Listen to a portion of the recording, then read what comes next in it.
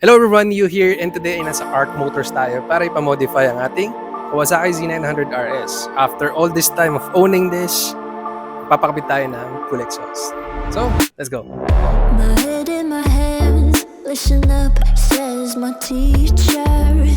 In front of the class, he says if you're not a believer, you that's on you.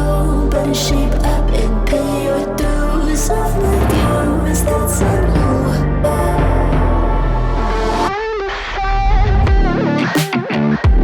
I'll be on a flight soon to the end. I sing you. Gotta know all this propaganda. How do you do? Better get away my own medicine for you. I'm never gonna make them think I'll stand there. For all the things that I've said, pushing me closer to the edge. And I don't know that lose.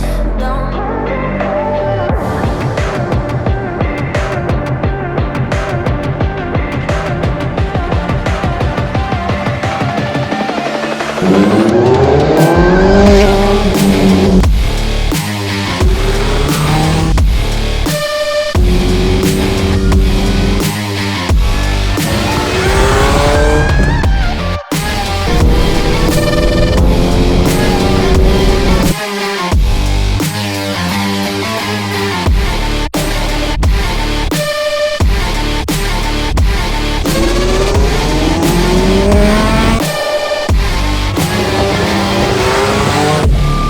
Let's make a quick sound check.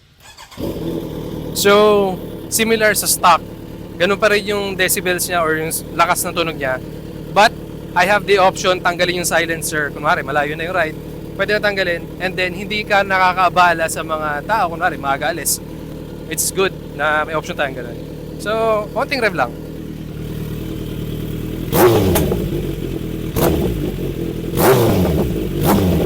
Ganun lang.